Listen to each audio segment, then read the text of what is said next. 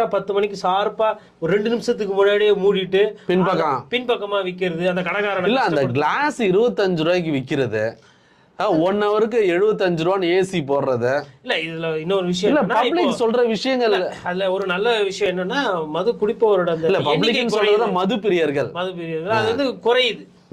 அது வந்து குறையுது. மேபி விலை அதிகமா இருக்குதா என்னன்னு தெரியல. இன்னைக்கு காலையில ஒரு செய்தி ஒன்று வந்தது. அவங்களோட வருமானம் வந்து 5ல இருந்து 10% குறைந்திருக்கு.